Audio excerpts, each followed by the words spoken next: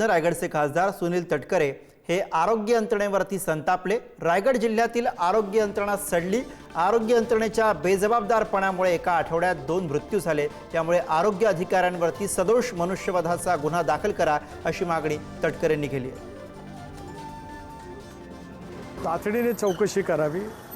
बेगुमानपणाने वागणाऱ्या या आरोग्य अधिकाऱ्यांच्या वरती कडक कारवाई करावी।